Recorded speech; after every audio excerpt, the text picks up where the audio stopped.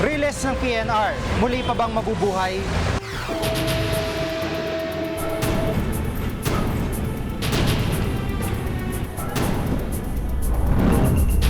Umaalon minsan, lalo na pag mabilis, natatakot ako. Mga biktima ng mistaken identity, nakakamtan ba ang hustisya?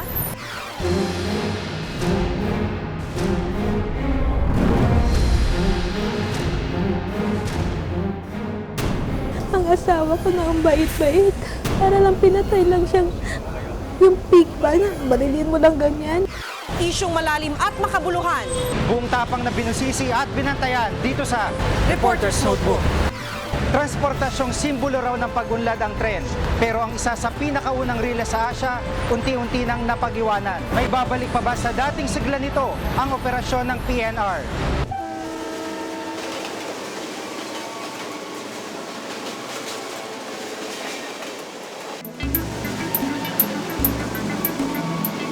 Isang Pilipinas sa mga bansang unang nagkaroon ng railway system sa Asia. Panahon pa na mga Kastila, gumulong ng biyaheng riles sa bansa. Taong 1888, nang buksan sa publikong biyaheng Malabon hanggang Tondo. Nagpatuloy ang pamamayagpag nito hanggang sa panahon ng mga Amerikano. At noong dekada 60, itinatag ang Philippine National Railways o PNR. Ang namamahala sa mahigit 900 kilometrong linya ng riles na bumabaybay mula La Union, Kamaynilaan hanggang Bicol. Pero kung gaano katatag ang transportasyong ito noon, tila pinagkaitan nito ng sigla ngayon.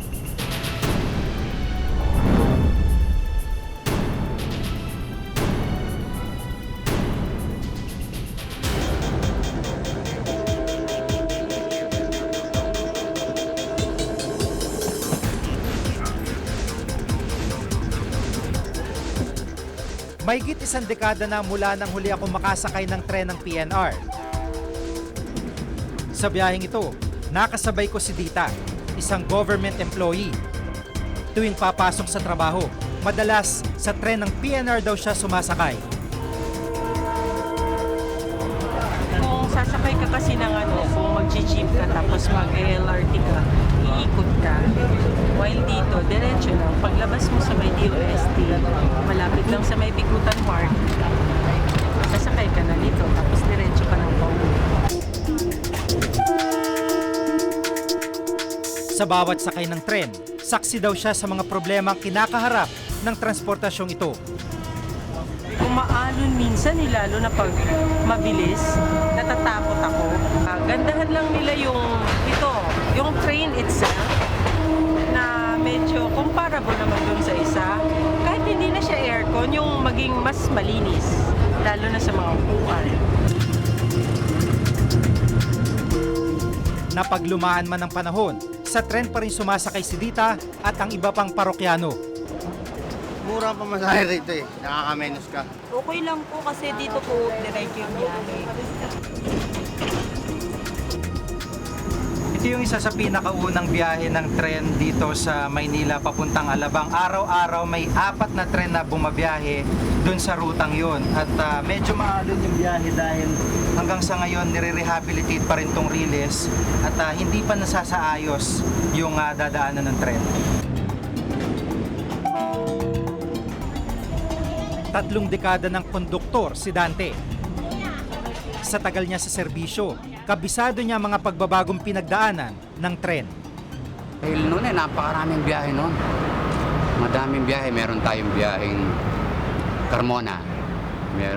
26 yon, round trip. Tapos meron biyaheng Guadalupe, 18 yon. Karaniwan na raw ang pagkaantala tuwing babiyahe ang tren. Yung mga tren na tumatakbo dito, dahil isa na lang yung riles, pag minsan may pagkakataon pa silang huminto mga 20 minutos para hindi magkasalubong o magkabanggaan. So ito, ihinto, magmamaniobra, saka papasok yung kasalubong na tren bago ulit dumiretso naman sa kanyang biyahe.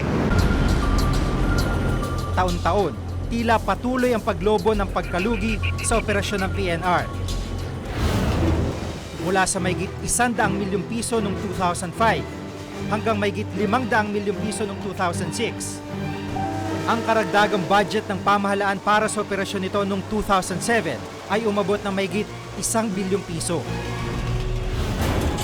Napupunta ito sa pagpapaayos ng mga linya ng riles at ng mga tren. Ayon sa pamunuan ng PNR, hindi sapat ang halagang ito para sa pagpapatakbo ng operasyon. Kung naantala ang mga biyahe ng PNR, ito naman ang nangyayari sa ilang pagkakataon. Sumasadsad ang gulong ng lumang kotse ng tren. May tatalong pang ang dalawang binatilyo na kasakay eh. Sumigaw ako, wag, sabi ko. Tapos, tumatagilid na siya, gumaganon na. Kala ko dire-diretso eh. Talagang tutumba na eh. Ngayon, hindi naman ito overspeeding eh. Nagkataon lang siguro na medyo kaya naputol na yung mga kabyo niya. Sa ngayon, halos araw-araw, pero hindi yung biyahe lang. Meron yung ibang unit, halimbawa yung tamping machine, alidis ka rin. Kasi nga dahil nga lang sa wooden tiles pa, hindi pa yung concrete tiles. Kasi itong mga contractor, hindi mo makapagpalatag ng mga release nila hanggat merong mga informal dwellers na nandun.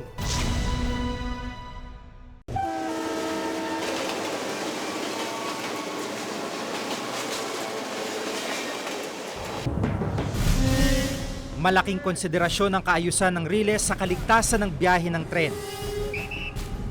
Kitang-kitang ilang bahagi ng riles napabayaan na. Sa ilang lugar, lubog sa putik at basura ang riles. Ang gilid nito, ginawa pang talipapa ng mga tao. Ang dugtungan naman ng ilang riles, putol at hindi pantay. Sa isang linya, mistula itong tambakan. Ang pamilya namang ito na nagkakasiyahan, sinakop ang isang linya ng riles at tinayuan ng tent. Bali-baliko naman ang ilang bahagi ng riles, habang ang turnilyo sa ilang bahagi ninakaw daw. Tila anino na lamang ng dati nitong popularidad at maayos na anyo ang tren at riles ng PNR. Kung gaano kabilis sumunlad ang tren sa ibang bansa, tila nadiskaril naman ang usad ng tren ng PNR. Sa katunayan, ang malaking bahagi ng linya nito hindi ginagamit. Ang North Rail Line o linya ng riles mula La Union hanggang Caloocan, mahigit 3 dekada nang inabandona. Noong 2002, isang rehabilitation project ang pinirmahan sa pagitan ng North Luzon Railways Corporation at ng China National Machinery and Equipment Corporation. Mahigit $500 milyon o mahigit 20 bilyong piso ang pondong inilaan para sa Phase 1 ng North Rail. Pero dahil sa balot ito ng kontrobersya, hanggang ngayon, usad pagong pa rin ang proyekto. Bukod sa overpriced umanong proyekto, illegal pa umano ang kontrata. Ang South Rail Line naman o linyang mula Laguna hanggang Kabikulan, hindi pa naisasaayos ang pinsala dulot ng kalamidad. Hanggang ngayon, nasa bidding process pa rin ang planong rehabilitasyon.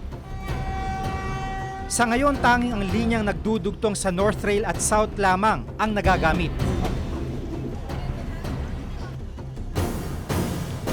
Taong 2007, nang simulan ang North Rail South Rail Linkage Project. Mahigit $50 milyon o 2.5 bilyong piso ang inutang na pondo para sa pagsasagawa ng Phase 1 nito. Nakatakdang matapos Disyembre ngayong taon ang proyekto, pero hanggang ngayon, hindi pa rin kumpleto ang pagsasaayos ng una sa 2 linya ng riles.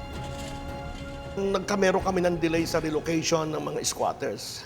Kasi itong mga contractor, hindi mo makapagpalatag ng mga release nila hanggat merong mga informal dwellers na nandun. Ang mga informal settler ay isa sa pangunahing balakid sa rehabilitasyon ng PNR. Sa pinakahuling tala ng PNR, halos 4,000 sa mahigit 30,000 pamilya na lamang ang hindi na i-relocate. Tinataboy man ng mga iligal na naninirahan sa gilid ng riles, tila unti-unti pa rin nagbabalikan ang ilang pamilya. Demolis kasi kami dyan dati, wala kaming bahay. Dito ko na kami. Pero naghanap pa kami pera para makapagaw ng bahay. After New Year, nag-organize ako ng task force, talagang inalis ulit sila lahat. Itinaboy sila ngayon, meron ako mga tao na nagmi-maintain ng line. Every day, every other day, lumaalis sila, naglilinis sila ng mga bumabalik na returnees. Sa kabila nito, tiwala pa rin ng PNR na matatapos ang proyekto sa oras. Bukod sa paglalatag ng riles, patuloy rin ang pagsasaayos at pagtatayo ng mga bagong istasyon. Pinagmamalaki rin ng PNR na dumating na ang una sa 7 set ng bagong tren mula Korea. Itong darating na May, ilalunch nga namin itong bagong corporate image saka ng PNR at pagkatapos i-inaugurate namin itong bagong coaches namin dumating na bago na 3 unit. Pero katiting lang ang mga tugong itong sa malaki at marami pang trabahong kailangang gawin upang tuluyang maisaayos ang PNR. Nanganganib din na madiskaril ang proyekto, kinapos kasi ang pondo. $15 milyon o mahigit 700 milyong piso ang hinihingi ng PNR na karagdagang pondo. May kakulangan po, kaya meron ng supplemental na 15 million. Ngayon po, aaprubahan pa lang sa NEDA Board. Pag naaprubahan po yung sa NEDA Board, yan po ang ating gagasusin sa pagpapabakod. Sinasabing simbolo raw ng kaunlaran ang tren. Pero kung ang naghihingalong kalagayan nito ngayon ang pagbabasehan, mukhang matatagalan pa bago natin makamtan ang inaasam-asam na pag-unlad. Ako si Jigo Manikad at itong nakatala sa aking Reporter's Notebook.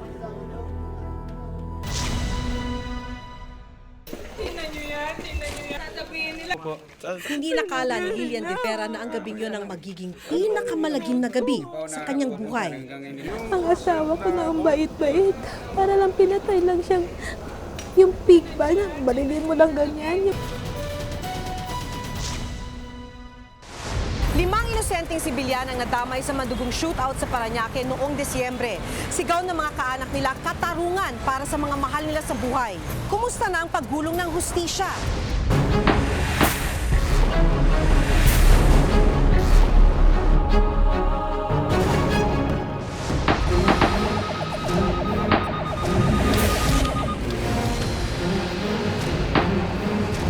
December 5, 2008. Sa isang police operation sa Parañaque, nasakote ng mga pulis ang ilang miyembro ng sindikatong Waray-Waray Gang. Matagumpay sana ang operasyon, pero hindi lang mga kriminal ang napatay, hindi pati ilang inosenteng sibilyan. Kasama yung anak ko, binaril. Binaril nila. Hindi nakala ni Lilian de Vera na ang gabing yun ang magiging pinakamalagim na gabi sa kanyang buhay. Nakatakbo pa. Kasama sa mga namatay sa shootout ang kanyang asawang si Alfonso at 7 taong gulang na anak na si Lia.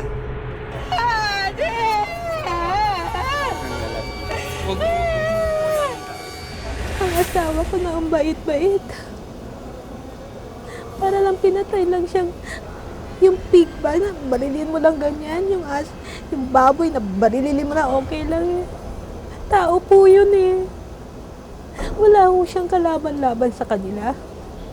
Napagkamalang getaway vehicle umano ng mga sindikato ang sasakyan ni Alfonso, kaya't pinaula na ng bala ng mga pulis. Huli na nang malamang mga sibilyan pala, kabilang ang isang bata ang nasa loob ng sasakyan. A policeman should have moral attitude. Yung morality ba nila na hindi na i-consider nila ang tao as tao. Irespeto nila yung life ng tao. They are sworn to do it. To protect that particular right. At bakit sila mismo ang lumalabag dito? Nabiyuda rin ng di oras si Marites. Nadamay din kasi sa shootout ang asawa nitong si Bernard, isang glass panel installer na nagtatrabaho malapit sa pinangyarihan ng krimen. 10 o'clock flash report na meron daw nagkaroon ng enkwentro doon, Parañaque shootout. Sabi niya, positive. Si Kuya Bernie nasama sa shootout. Doon ako nag-iiyak talaga. Paliwanag ng pulisya kay Marites, aksidenteng nasagasaan si Bernard habang nagaganap ang operasyon. Pero hindi ito matanggap ni Marites. Meron dapat managot. Kasi sino pumatay sa kanya? Bakit siya nasagasaan? Bakit puro siya ng mga bruises, puro siya ng mga pisak ang dalawang mata, busal-sal ng uso, puro siya pasa-pasa, violet ang buong katawan. Sino dapat managot? Meron dapat managot. Sa cellphone video na ipinakita ni Marites, nakitang dumanas ng hirap ang asawa bago namatay. Kinalaunan, napag-alamang napagkamalang miyembro ng sindikato si Bernard. Pero hindi masagot ng Philippine National Police ang akusasyon ng pangtutorture sa biktima. We do not tolerate that. Yung gagalawin ng investigador o yung arresting officer yung tao, no? Malinaw na mistaken identity o napagkamalan ang mag-amang De Vera ayon na rin sa mismong investigasyon ng PNP. Malaking pagkakamaling naging dahilan ng pagkakamatay ng mga sibilyan. Ang problema dyan kuminsan is yung pinapresent namin ng mga suspects doon sa pre-operations briefing para sa team leaders, hindi na nape-present sa pagbaba. Philippine National Police Health Service General Hospital. Sa isinagawang hearing ng Commission on Human Rights noong April 3, pigil sa pagsasalita ang pulisya, maging ang mga pulis na sangkot sa naganap na operasyon sa Parañaque. Sa unang pagkakataon, dumalo sa pagdinig ng CHR ang PNP. Sa nakalipas kasing 3 hearing, hindi sumipot ang mga inaakusahang pulis. Pero ang ilang oras na pagdinig, halos nauwi lang sa wala. But considering that my clients are possible and virtual suspects in this case and not only ordinary witnesses, since they have all been were all present in the incident, then as held by the case of Galvan, then they have the right to an absolute silence. Muling tumangging magbigay ng anumang salaysay ang mga pulis, kaya't ipagpapatuloy na lang daw sa susunod na buwan ang pagdinig. Labis na ikinasama ng loob ng mga kaanak ng mga biktima ang itinatakbo ng pagdinig at pananahimik ng mga pulis.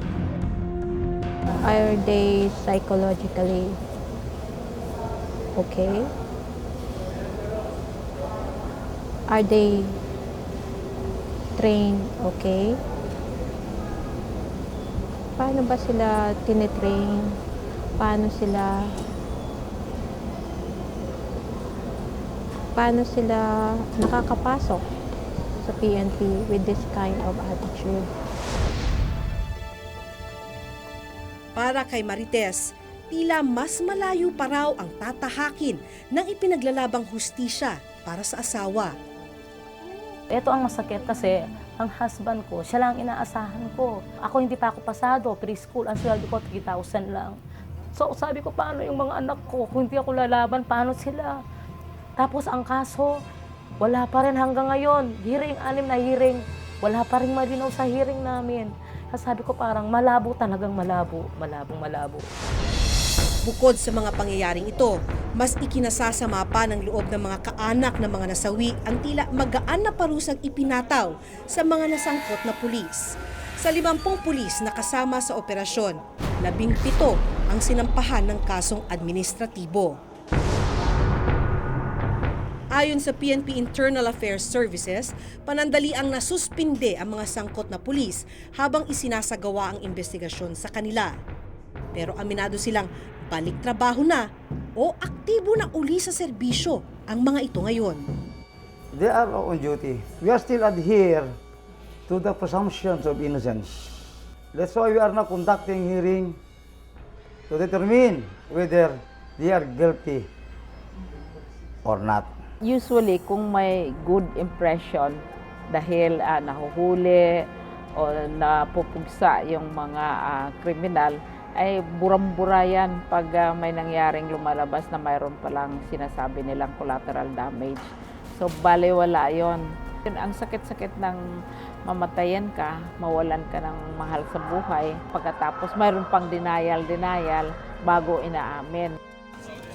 Hindi ito ang unang pagkakataong nagkaroon ng mistaken identity sa mga police operation. Noong 2006, isang business executive ang pinagbabaril ng operatiba ng Highway Patrol Group sa pag-aakalang ito ang kanilang hinahabol na carnapper. Natanggal sa serbisyo ang 7 pulis na sangkot sa pangyayari. Gayunman, nakabinbin pa rin sa korte ang kasong kriminal na isinampa, kaya nananatili silang malaya. Walang datos ang PNP ng mga kaso ng mistaken identity. Bumabagsak daw kasi ang mga ito sa iba't ibang kasong administratibong pwedeng isampa sa mga pulis. Pero gumugulong daw ang hustisya sa kanilang tanggapan. Ilang kaso na rin daw ang kanilang naresolbahan at patuloy na inaaksyonan.